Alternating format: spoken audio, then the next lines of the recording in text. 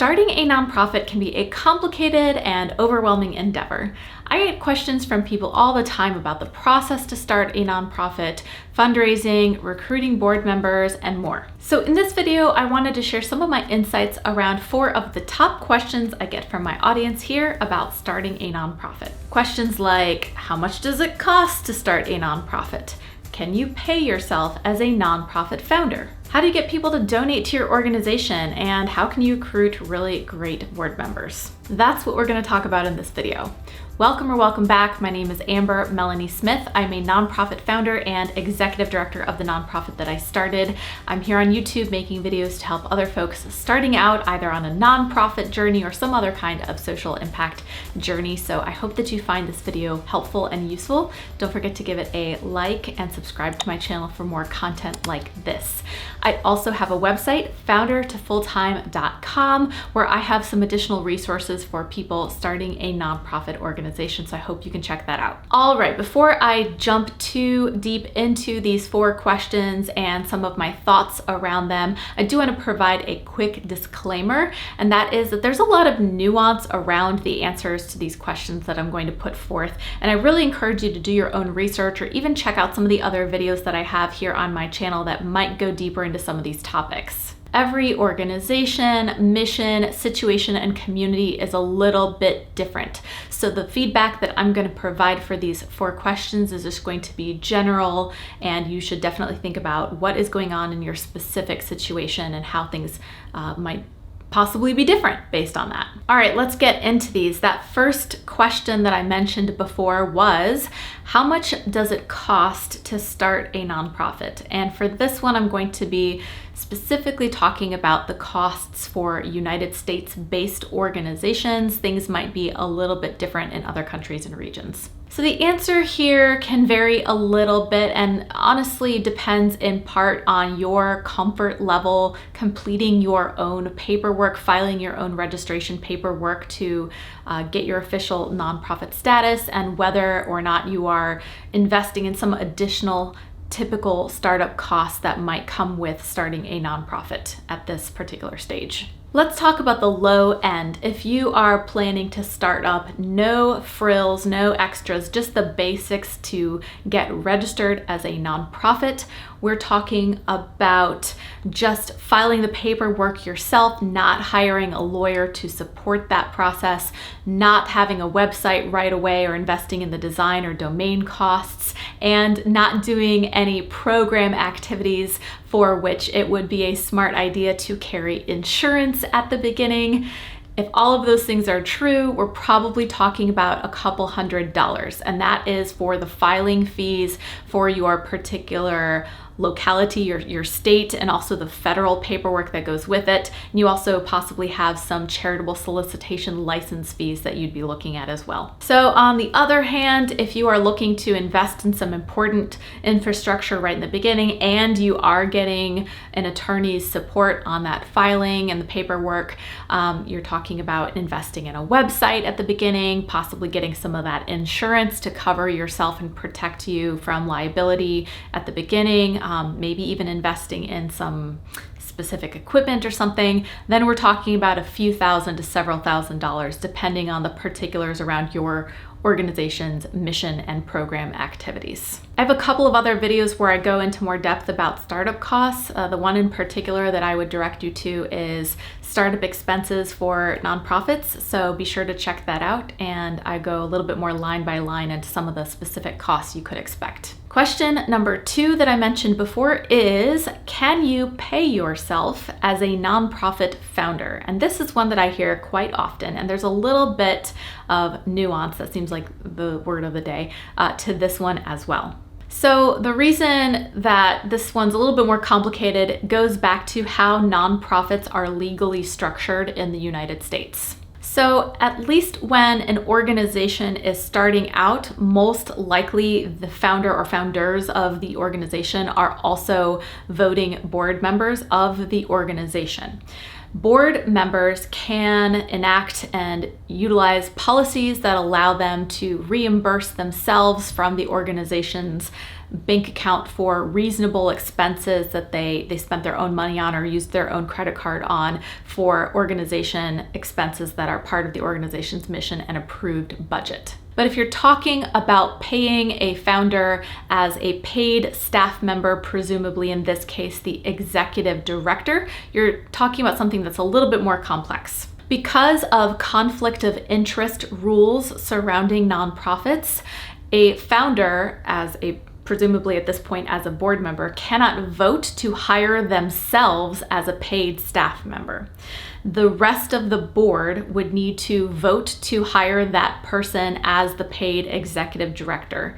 And at that point, if they were to vote for that person to become a paid executive director, at the very least, they would lose their ability to vote on any policy or budget situation or anything that would impact their own staff position or their annual compensation. So in summary, the board of directors votes whether or not to hire a person, the founder included, as a paid executive director or staff person, and they also vote on what that person's compensation should be. So as a founder, the answer is you can work as a paid staff person for the organization. You just can't vote for yourself to be that paid staff person. The rest of the board has to be okay with and vote you into that position and then decide what the organization can afford to pay you as a salary. I talk a bit more about this topic in my other video called You Can Get Paid for Nonprofit Work, but there's a catch. So be sure to check that out for a little bit more detail on this particular thing. And if you're interested in some of the different roles a founder of an organization can play in a nonprofit, check out my video,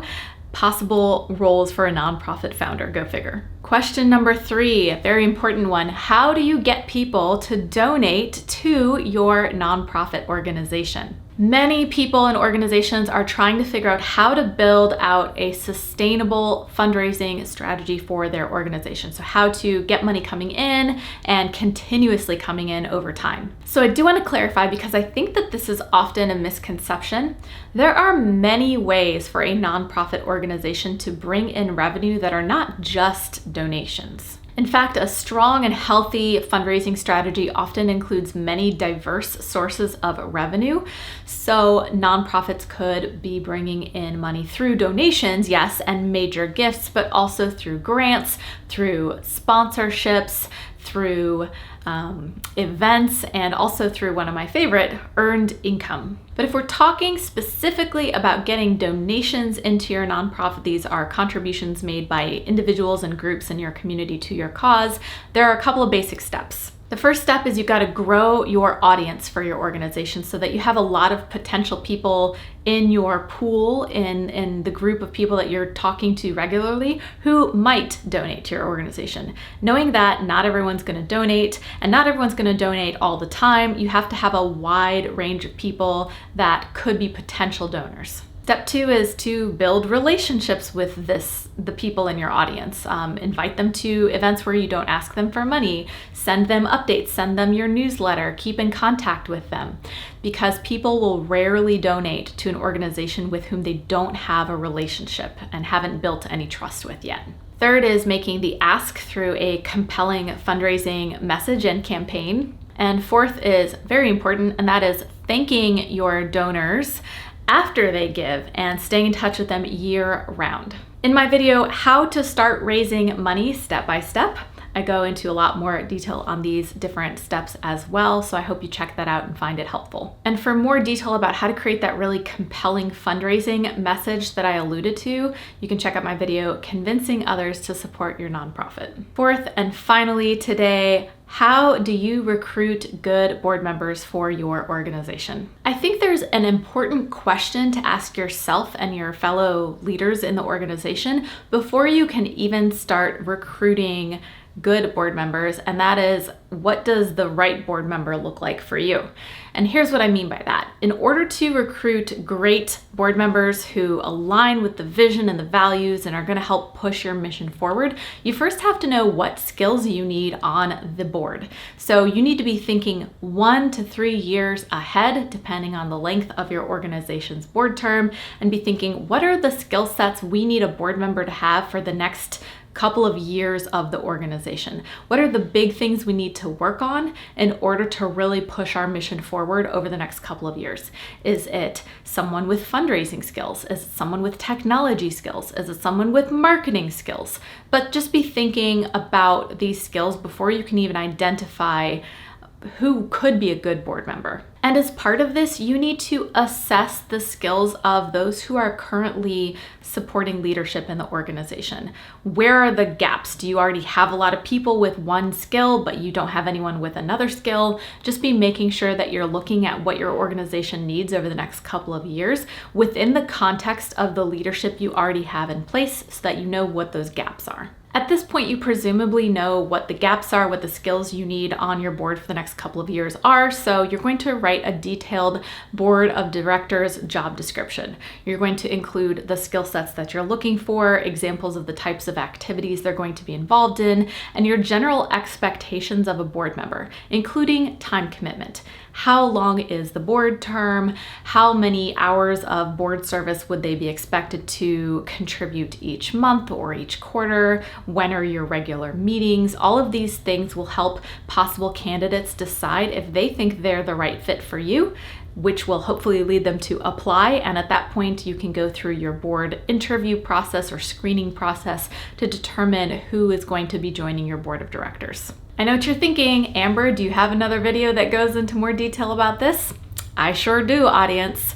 That video is Starting a Nonprofit, How to Recruit a Board of Directors Step by Step. I hope that you check that out and find some additional insights there. I would love to hear from you. What are some of the other big questions on your mind about the process of starting a nonprofit that maybe I didn't cover in this video? Leave those in the comments below. And as I mentioned before, if you're in the process or would like to undertake the process of starting a nonprofit or even developing a sustainable fundraising plan, I've got some great online trainings at my website, foundertofulltime.com. So check those out and see if they might be a good fit for you. One more thing, actually 2 more things, I lied. One is I have a newsletter for changemakers and nonprofit leaders. You can find the link to subscribe to that in my description and comments. I send out opportunities that I come across periodically, helpful articles and insights, and it's just a lot of great resources for folks in this social impact and nonprofit space. The final thing for real this time is I have a great Facebook group called Change the World or Bust, and it has, like 3,000 people in it from all around the world at this point. Amazing folks, all trying to make an impact in their own special niche areas, and I just encourage you to come over and join us over there and be part of that conversation. So Change the World or Bust. I hope to see you there. Once again, my name is Amber Melanie Smith, and I hope to see you next time. Thank you so much. Bye.